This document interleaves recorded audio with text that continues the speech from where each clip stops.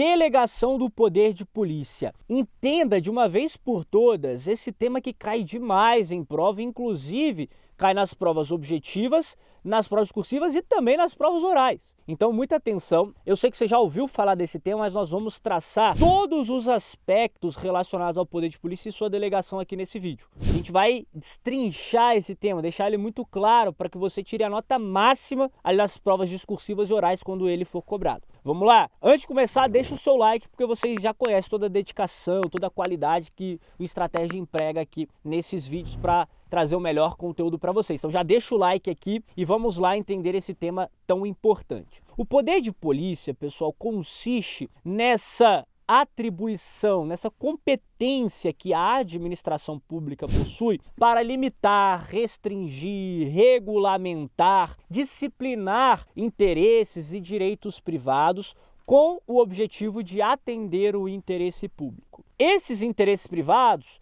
eles são os atos da vida privada. Claro, a Constituição fala o seguinte: não pode proibir, ninguém pode ser proibido de fazer algo que a lei não proíbe. Então a regra é a liberdade. A regra é que você pode fazer tudo que a lei não proíbe. E aqui entra o poder de polícia, porque o poder de polícia também envolve a fase legislativa. Então, em algumas situações, o poder legislativo ele vai criar algumas limitações a essa liberdade. Exatamente para quê? Para atender ao interesse público. Isso é, ao interesse dos particulares coletivamente considerados, tá? A coletividade assim considerada. Então, quando a administração edita, quando o Estado, o município no caso, edita um plano diretor municipal, dizendo que naquela localidade não se pode edificar um prédio acima de 3 andares, o particular vai virar e vai falar assim: peraí, mas o terreno é meu, eu construo um prédio aqui do tamanho que eu quiser. Não é bem assim. A liberdade dele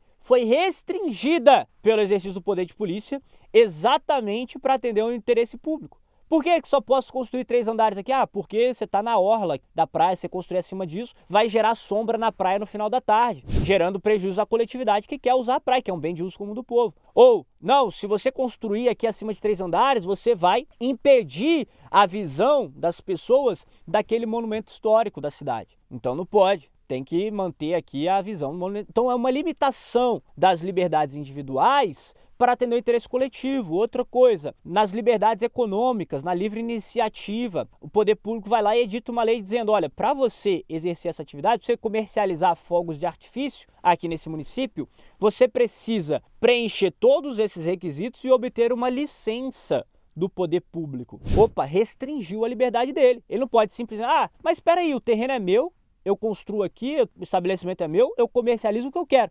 Não é bem assim, tá? Essa liberdade foi restringida pelo poder de polícia. É claro que existem atividades que não fazem sentido sofrer qualquer tipo de restrição ou regulamentação, mas outras precisam ser regulamentadas e essa regulamentação está dentro do poder de polícia, a gente já vai entender sobre isso. Então esse é o poder de polícia, né? Os alvarás de funcionamento, as licenças para exercício de atividades, né? Tudo isso está dentro do poder de polícia. Tá ali a posse de arma de fogo, o porte de arma de fogo estão dentro do poder de polícia. A licença para você dirigir veículo está dentro do poder de polícia. São vários exemplos que a gente pode dar aqui da vigilância sanitária. A vigilância sanitária está dentro do poder de polícia. Então, a finalidade desse poder de polícia é assegurar o interesse público, o interesse da coletividade assim considerado. Não é o interesse da maioria, é o interesse do coletivo. São os interesses dos particulares considerados na sua dimensão coletiva, como disse Celso Antônio Bandeira de Mello.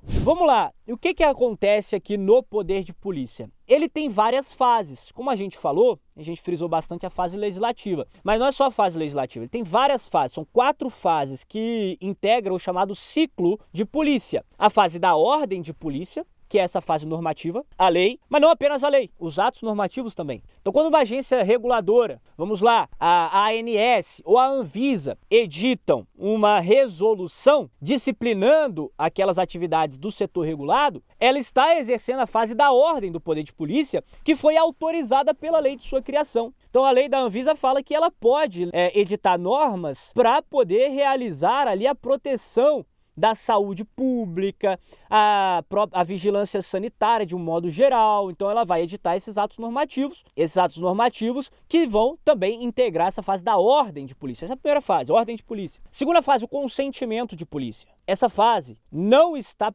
presente em todos os ciclos de polícia. Só está presente quando a fase da ordem de polícia assim estabelecer. Então, no caso lá da comercialização dos fogos de artifício, nosso exemplo aqui do início desse vídeo. A lei foi e disse o seguinte: para você comercializar fogos de artifício, você precisa obter uma licença na prefeitura. Ou seja, você tem que obter o consentimento do município. Então, esse ato de consentir também está dentro do poder de polícia. Iniciou a atividade, nós temos a terceira fase, que é a fase da fiscalização de polícia. O poder público vai avaliar se ele está cumprindo os requisitos, está cumprindo as leis administrativas que regulamentam aquele setor. A agência reguladora vai ver se os agentes econômicos daquele setor regulado estão cumprindo as normas de direito administrativo, as ordens de polícia. Então vai fazer essa fiscalização. E caso haja alguma infringência ali de normas administrativas, vai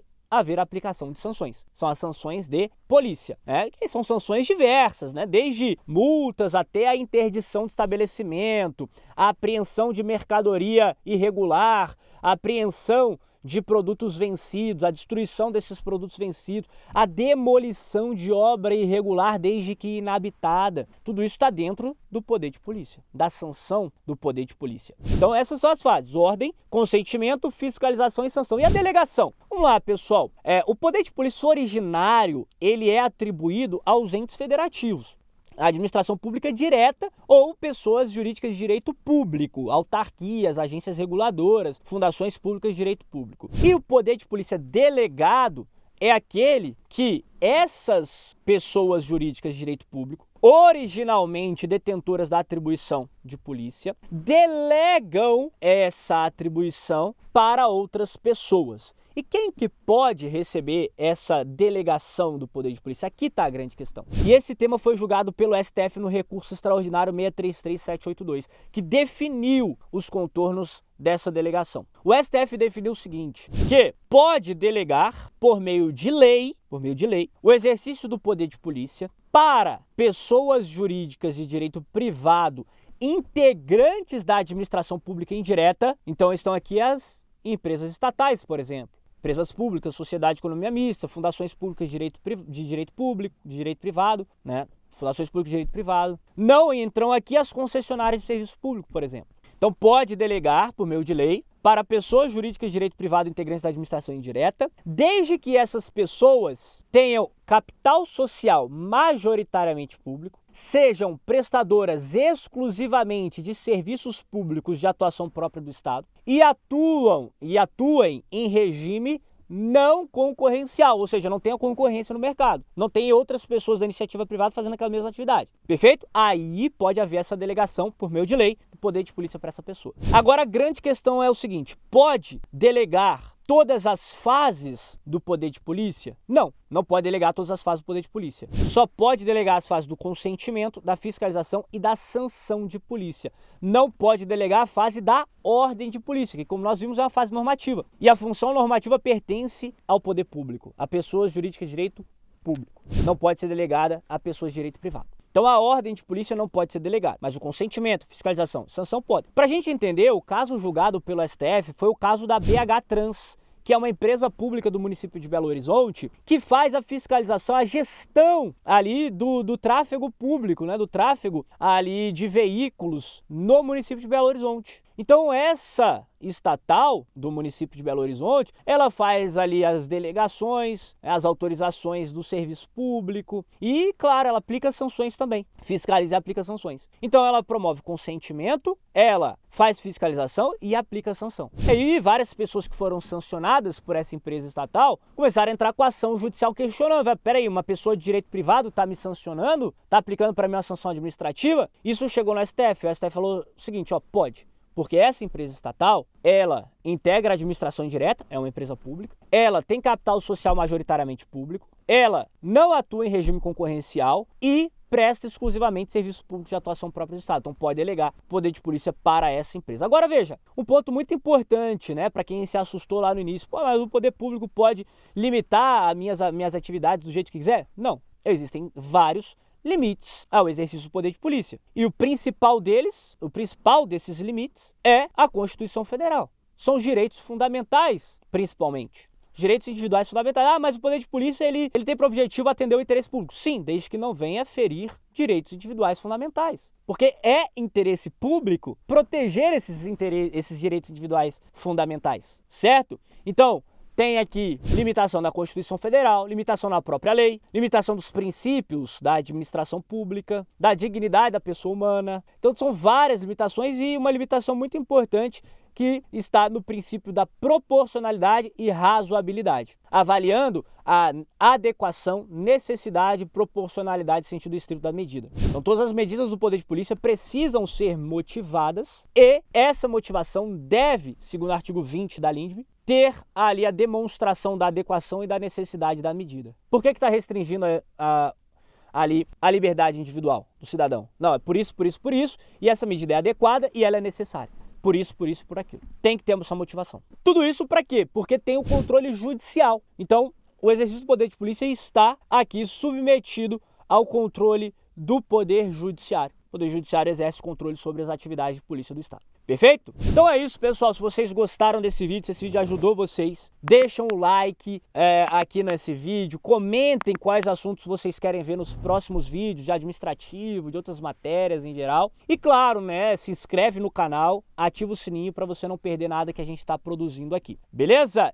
E nos sigam nas redes sociais, @estratégia carreira jurídica e @rodolfo.pena. Um grande abraço e até a próxima.